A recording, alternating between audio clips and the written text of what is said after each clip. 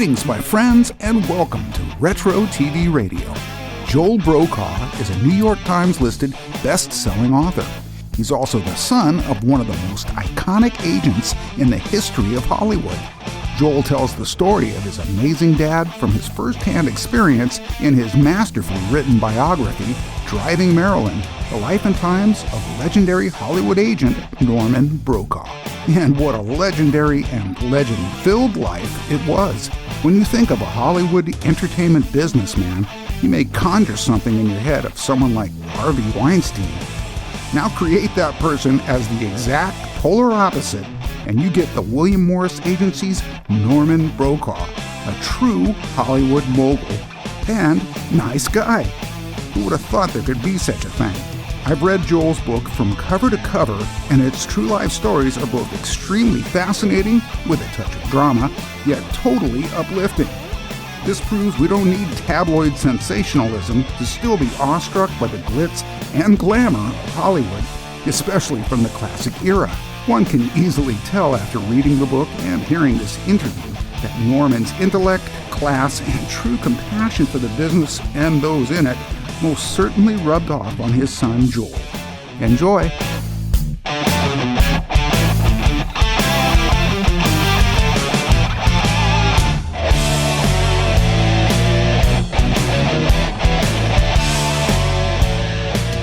Ladies and gentlemen, today we have the honor of being joined by a New York Times best-selling author and, dare I say, if he lets me get away with this, son of Hollywood royalty, Mr. Joel Brokaw.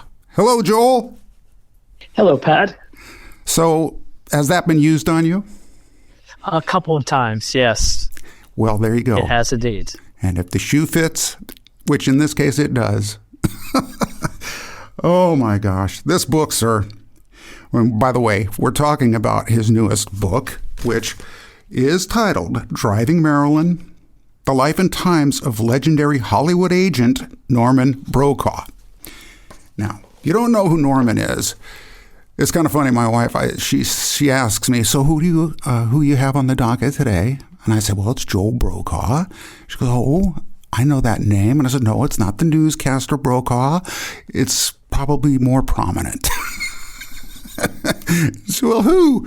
And I said, it's just the son of the man that built Hollywood. How's that sound? It's maybe a little bit of hyperbole, but let's just say that his fingerprints are all over many of the biggest developments in show business and our entertainment culture over the last, like from the late 1940s to the early 2000s. Yeah, and I'll tell you, this book reads like a novel. Because Lord knows I've read my fill of autobiographies and biographies, and I just got to say, this was masterfully written, sir, because I couldn't put it down. And well, that's very sweet of you to say that. It's like, well, that's what they all say, but I'm telling you the truth. For a lot of reasons, basically because it like what I just stated, but it's just, it's so, there isn't a dead spot. I mean, you really just, it's from one story to the next. They're all fascinating as hell. And the moral of the story of the book to me just keeps ringing out in my head, which was nice guys finish first. And I think, well, that's, yeah. I mean, I really am gratified that you got that, because I was really hoping that in this day and age where we're certainly living in much crueler times than when Norman lived and worked. And, people say about him that he's the last of the dying breed and they don't make him like him anymore. And most certainly the job description of Hollywood agent has changed radically since he was in his heyday. But I think the values still kind of remain the same, which is the value of putting the relationship first. And that's something that he practiced impeccably through his life. And that's why he had very iconic clients for decades and was a part of a lot of very innovative things in the process. Yeah, I picked up on that for sure. And just the fact that he never had a cruel word to say about anybody. It was either, well, I got plenty of cruel stuff to say, so I'm just not going to say anything. Which I'm thinking is probably... He wouldn't even go that far. Right. He would just change the subject. Yes. So. And of course, not like that went unnoticed by whoever he was talking. And then there you are. There's a rule by example. Well, the thing is that, not a lot of people know what a Hollywood agent does. And that was one of the reasons to give people a little bit of a peek behind the curtain, because we all know Elvis and Marilyn Monroe and Natalie Wood and Clint Eastwood and, on and on and on. But what went on behind the scenes to support them and to help them reach their fullest potential, that story hasn't really been told that much. And just back on your point about not saying anything bad about anyone, we all love gossip, and the worst thing that could happen to him was to betray trust. So that if he said, "Oh, so and so was really a miserable person and did this and that," well, it wouldn't take too long before the telephone game would start up, and then it would get back, and somebody who might be a prospective client might think, "Oh, I don't really want to work with him because, he might say something bad about me." So this was one of the things that made the book very difficult to write, because you couldn't really... Not a lot of dirt, right? No, exactly. But I did get some, but not from him. Well, yeah, and I mean, that's the thing. It was like, it wasn't going to come from him. These people were writing their own stories, and how he describes them as childlike, just needy, not to say that everybody was that, but it's a pretty good description of artists in general. And that's what he was in. He was working with these very talented people who, I think really, really needed Norman. I mean, in most cases, yes, lifesaver. And I mean, I think that's why I was looking at going, boy, when's the screenplay? This could be a movie. Well, I think part of it was that, he was essentially a salesman, but George Slaughter, the man who brought us Laugh-In in the late 60s, he kind of said it best. He said that Norman was an agent, a manager, an accountant, a lawyer, and a psychiatrist. And the only thing that I would add to that is maybe add in social worker as well, because he was essentially a salesman, but instead of selling, screwdrivers and shoes, he was selling a living being. And I think that's what made it very challenging, but also incredibly stimulating to him, because it's kind of like trying to fix a racing locomotive while it's in action.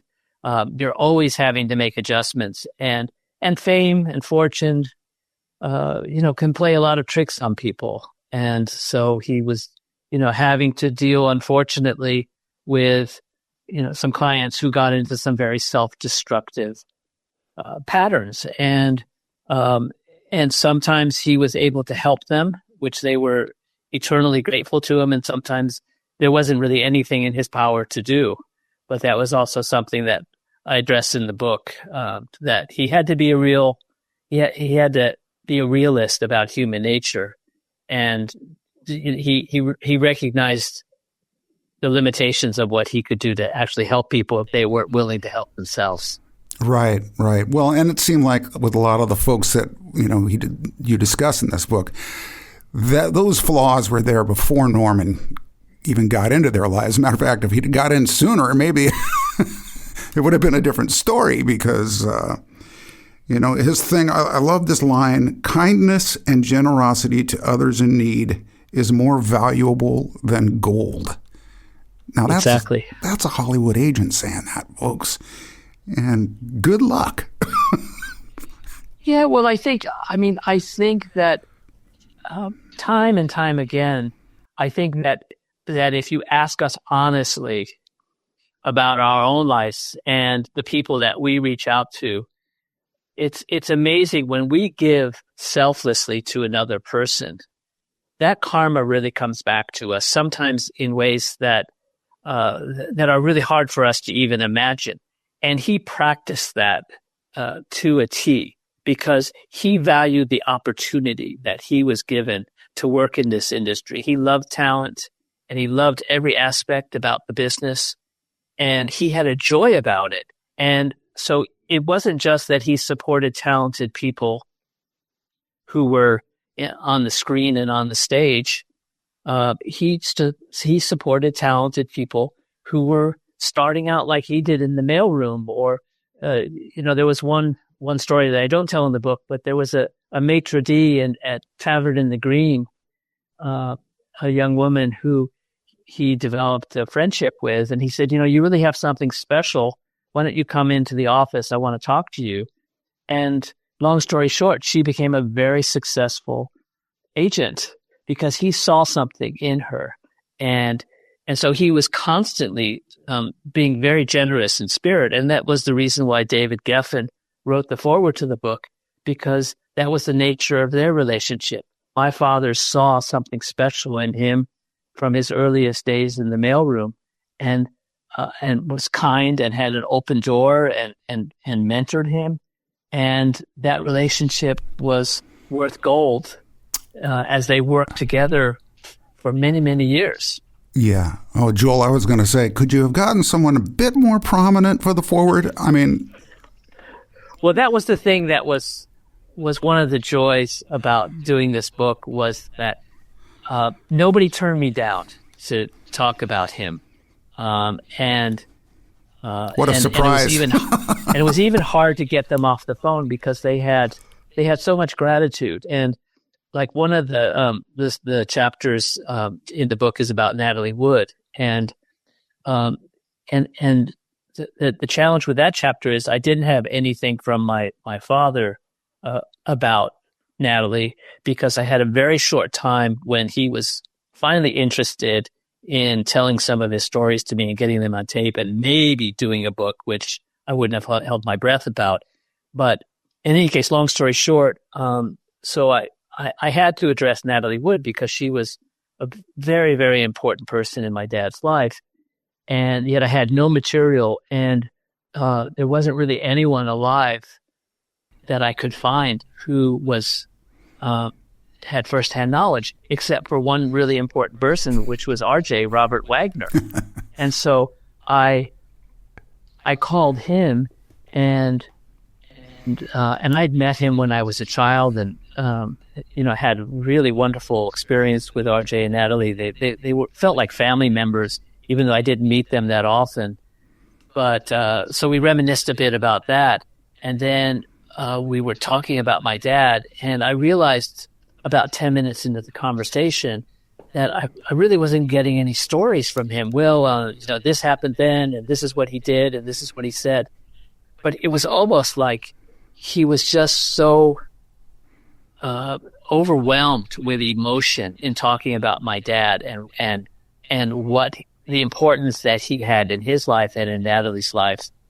And I realized that was more important to me, feeling that from him than some anecdotes and some funny stories. But then he gave me a kicker towards the end of the conversation, and he said, your father was always there for me. And when Natalie and I divorced, he was there for both of us. And I was really dumbfounded by that statement, because anybody that's been through a divorce knows that there's a parting of the sea, and you have the hottest female lead actor in the business. Ouch. And Robert was the boy next door kind of type and at that age, and went on to superstardom. But at that point, it would have been easy for him to say, hey, RJ, really appreciate it, but I got to go with your ex-wife. But no, that was not the case. And I really asked him about that.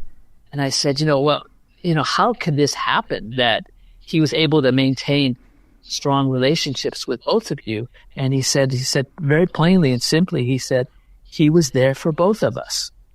Yeah. And that really spoke volumes. But that was the kind of emotion. I mean, I had a few people who actually started crying in talking about him and what he brought to them. And so it was, as I said, in a way, it was like for me being a little kid, taking in a lot of this and having a lot of the impressions of it from my very limited perch. It was really something for me to get onto the inside of what these relationships were like. Because, as I mentioned in the book, my father really wasn't very forthcoming about his clients, and forget about saying anything negative, but also he didn't dish very much on anybody.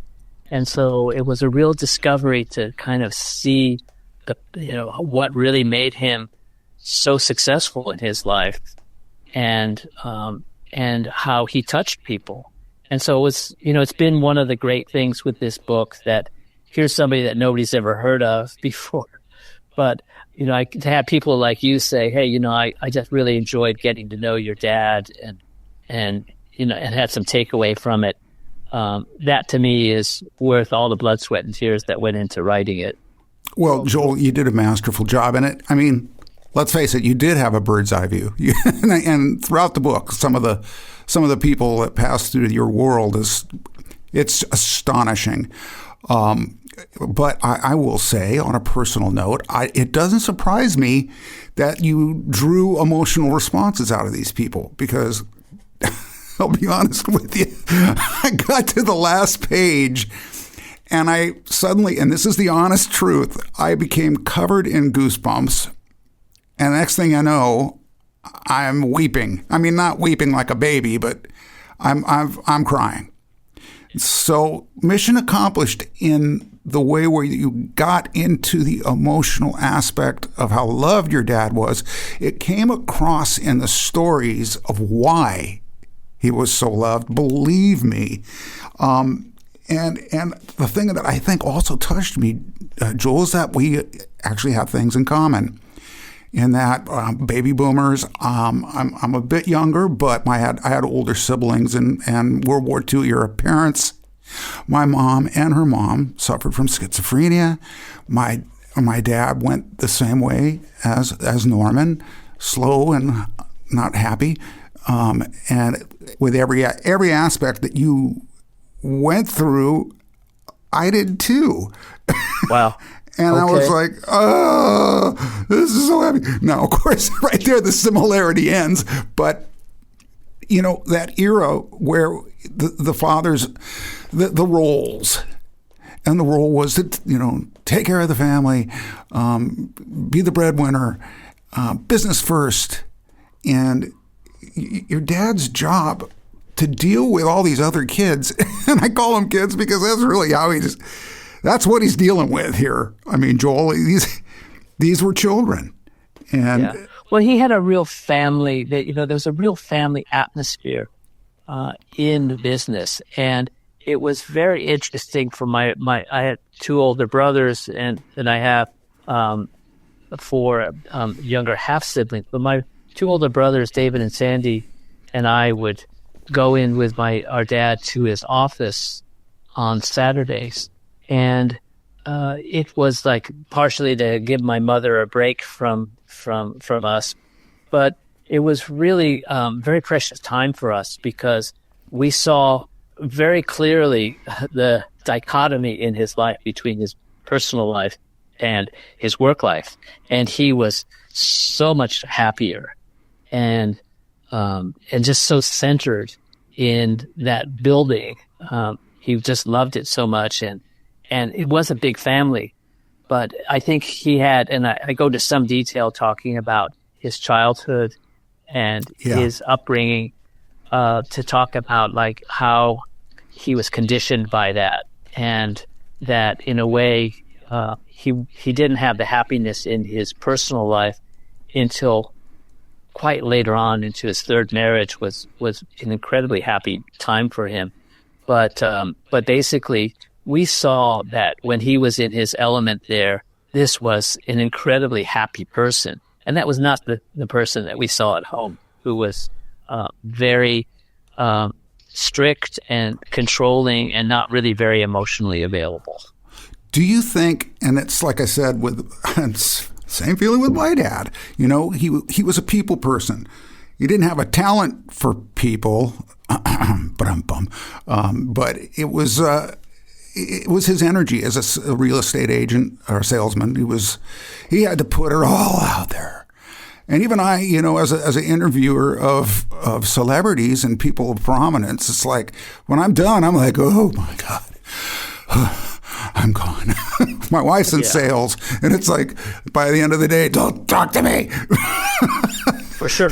I mean, I think the way your father sounds, and certainly my father was, he knew empathy, and he had to be able to go into that place with his clients. He had to make them feel like they were the only important person in his life. And, you know, he always would say to us, you know, things about how to treat clients. And he said, you know, never talk about another client to your client unless there's a really important point that you have to make, because you want them to feel like they're important. Right. And he made them all feel important. And it was very sincere and heartfelt. And again, that was, you know, one of his formulas for success that helped him keep his clients for decades. And, you know, you could see it.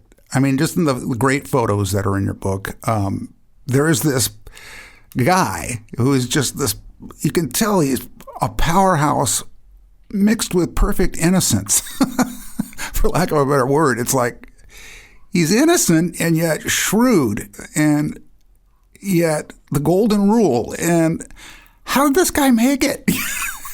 I mean, it was a different time, obviously. If you'd have been around in the Weinstein era, I don't know. I would have loved to have heard what he had to say about that. But it's just such a contrast comparatively.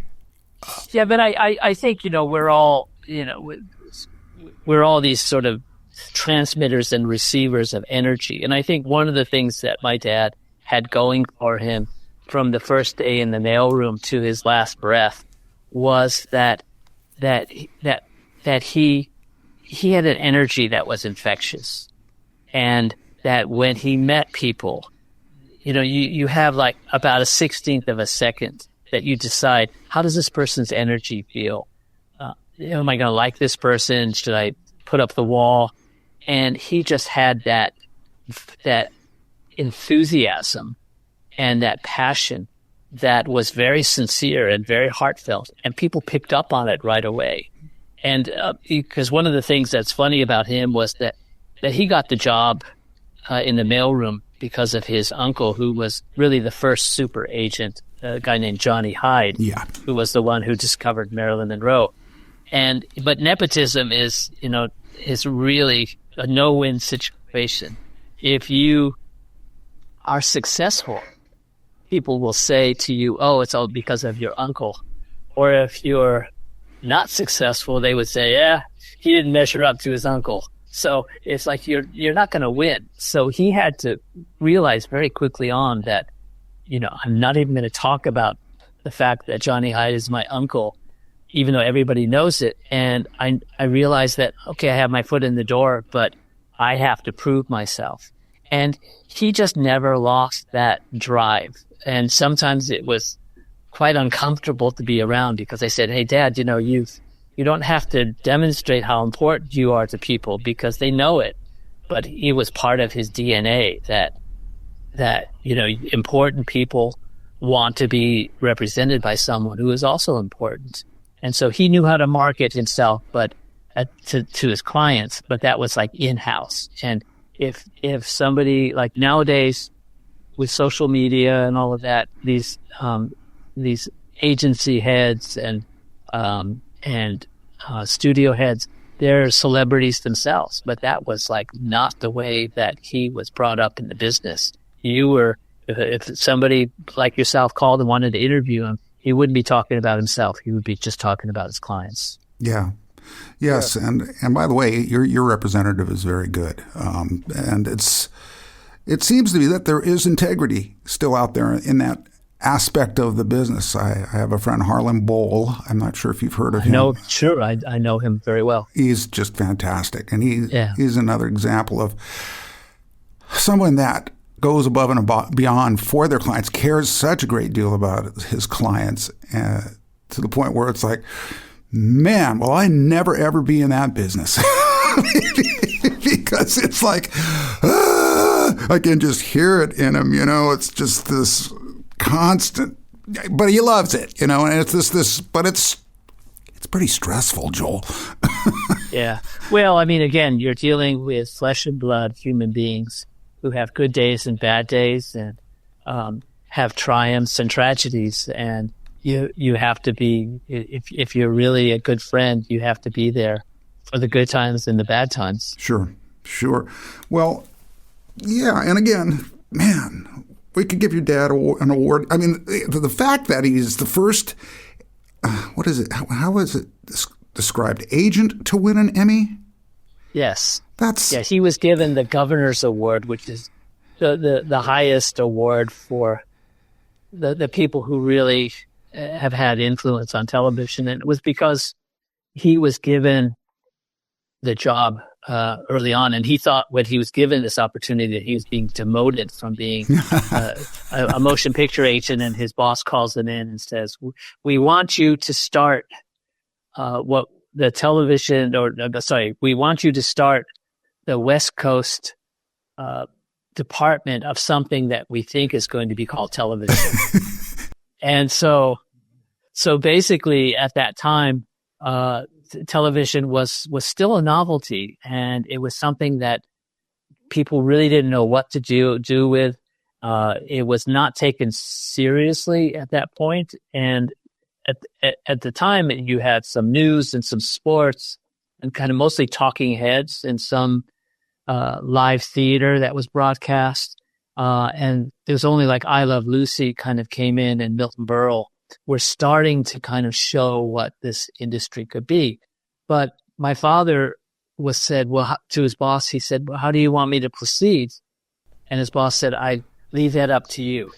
And so he went home and took out a big pad of paper, and he made two lists. And one list was a list of some actors who had recognizable names, but maybe were not that hot any longer. And then on the other side of the page, he wrote a list of directors who were well known for doing B movies, so like the 10-day wonders they called them, who could do it quick and fast and cheap, and so he put those two things together, and that was really the start of the first filmed dramatic and comedy series, Above and Beyond Lucy.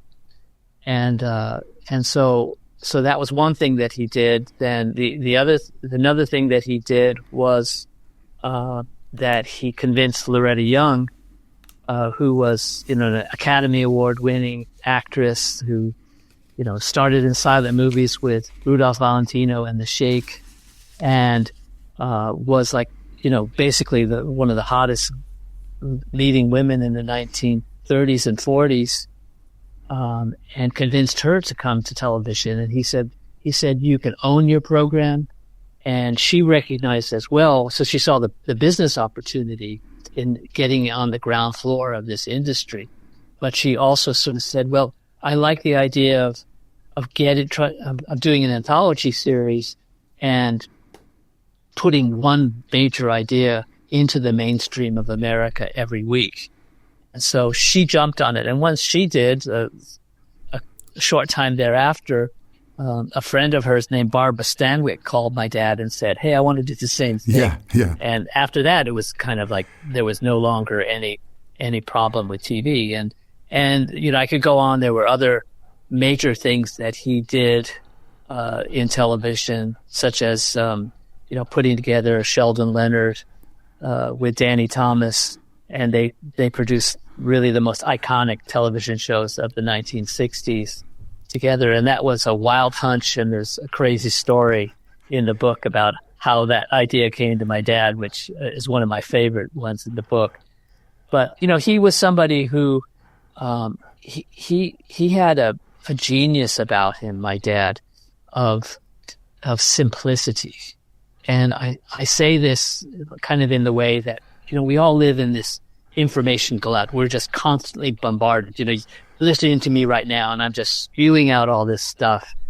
And, we're just clogged with information all the time.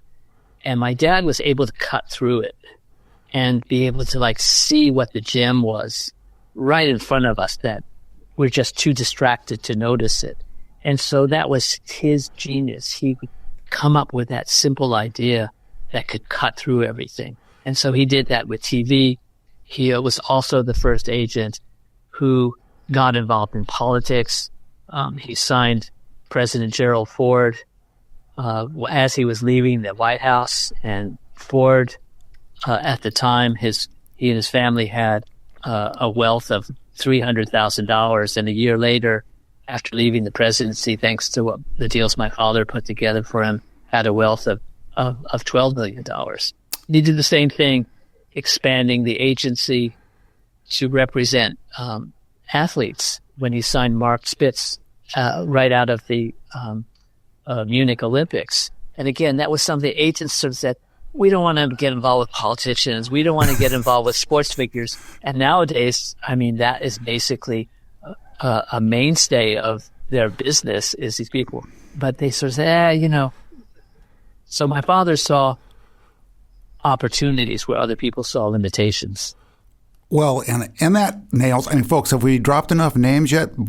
I assume you've ordered this book already, but we'll talk more about that because it's that good. And like Joel's saying, he's not giving away too much, because the side stories and the ins and outs of all these stories he's describing are truly fascinating.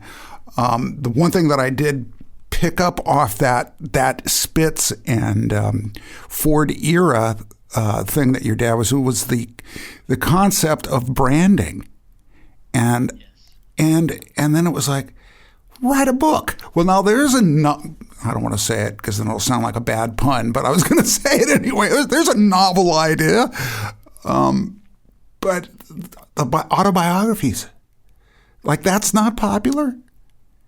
And my gosh, Joel, isn't he really the one to thank for that? Well, absolutely. I think that was also something that at the time people didn't really value the publishing industry. Like the Hollywood crowd didn't really see much in the value in writing a book. And my dad saw that as a major branding opportunity. Yeah. I look at, I've written books myself, and I always sort of say, I don't really care all that much if I make a ton of money off of this book, because the doorways that it opens are incredible. And so my father would always say to his clients, he says, I want you to do a book, because if you don't tell your story, somebody else will tell it for you, and not as well. So that was one convincing argument. And then he sort of said, also, he says, if you're an author, that has a cultural significance to it. Prestige. And you can go on talk shows and talk about it, because it's a cultural moment. Credibility and prestige, And so, for me, I just have to say on a personal level that the opportunity to write this book about my father, and again, it was a rush against time, because not only my age and being one of the few people who could probably tell it, but also trying to get to the people who he worked with, who are all in their late 80s and 90s. And in fact, a couple of people had passed away who I had interviewed for this book since I wrote it. But it was one of the most purposeful things in my life that I have ever done. And it was, again, the power of the page and putting something and to get notes from people who, are about as far away from his world as possible, who saw some value and really enjoyed spending time with him on the page. Yeah. Yeah, well, passion and purpose, and that's what you've got in between these covers. And I mean, it's like, to me, reading about him, knowing he didn't really want the business part mixed with the family part, but it seems to me, and I may be going out on a limb here, Joel, but he would have been really proud of the job you did here. Or would he have just said, "What the heck did you do that for?" Well, again, that's one of the things that some of the people who knew him the best, who I sent the first copies of the book out to, and they said, he would really be proud of this. I could see him taking it out from his shelf and showing it to me.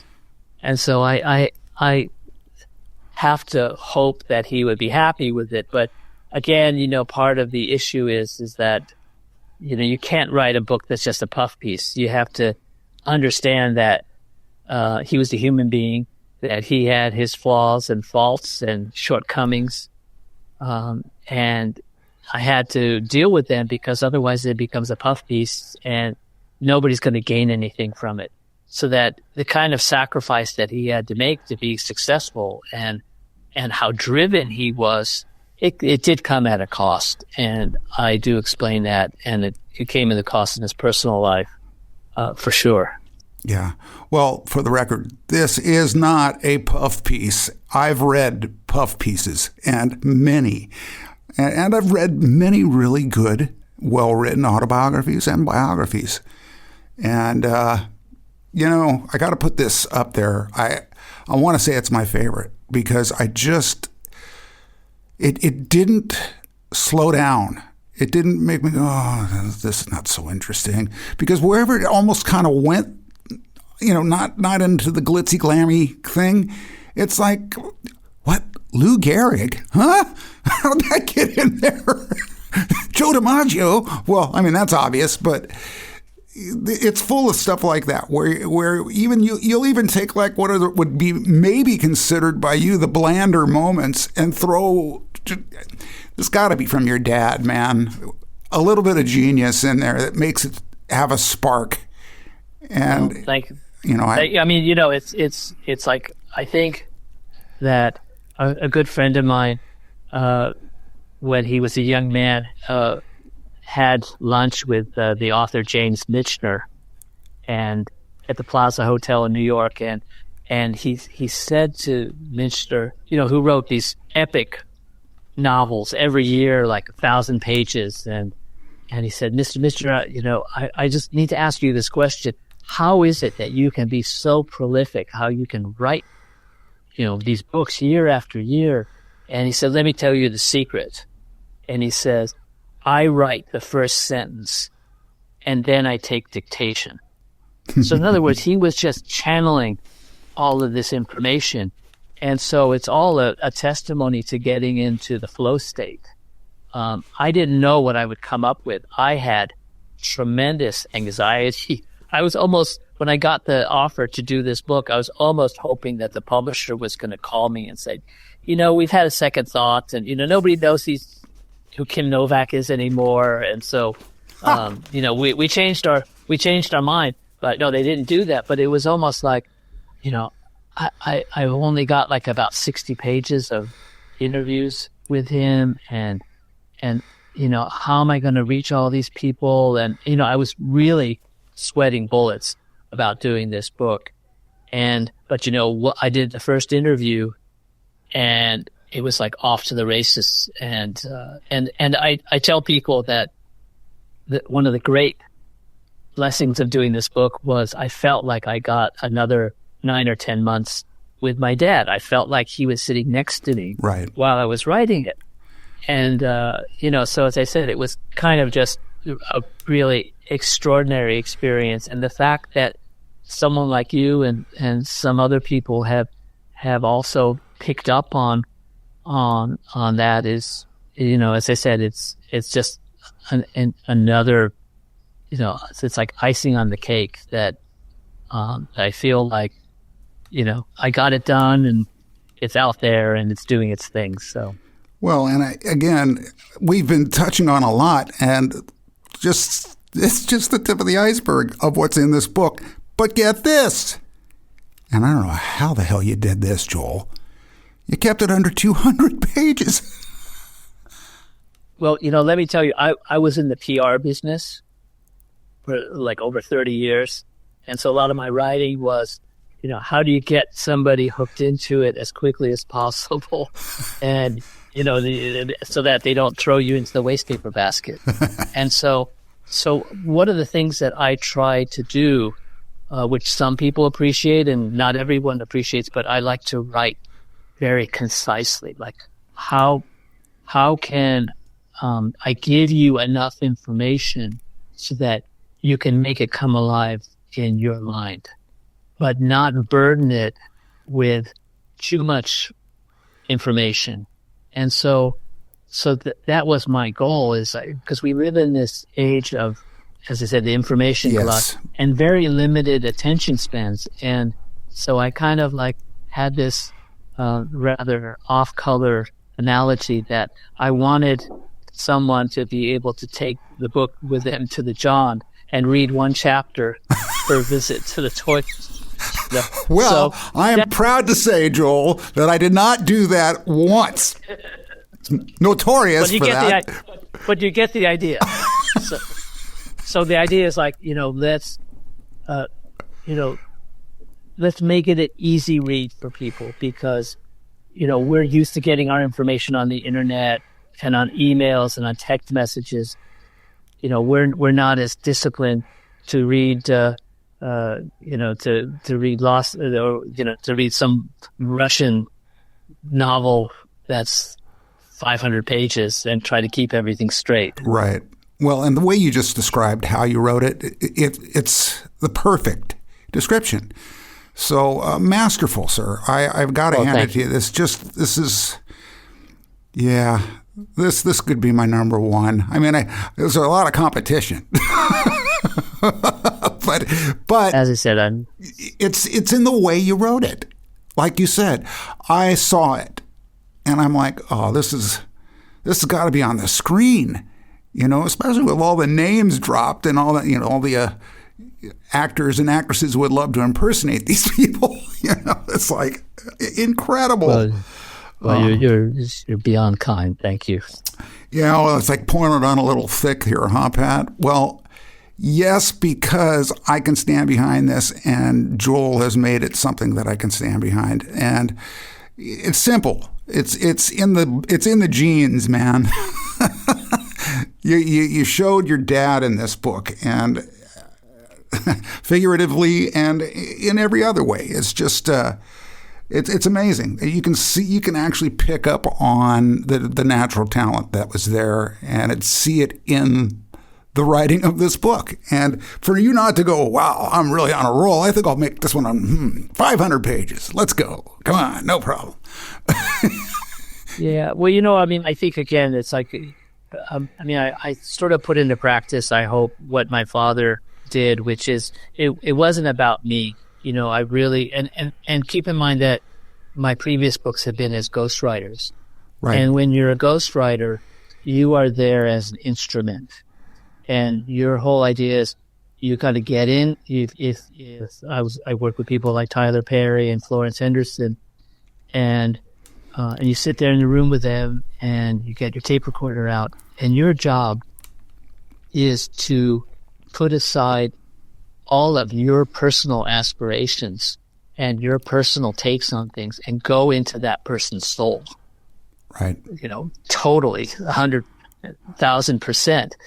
And so in a way, I think that was a really good discipline for me, because sure. Because I had to apply the same skill, even though I was writing this book in my own voice. I was able to apply that and say, I'm going into my dad's soul on this. And for me, that was an exciting proposition, because he didn't let us into that part of him very easily. Yeah. As being his kids. And so again, it was, and I didn't have any access to grind with him. I mean,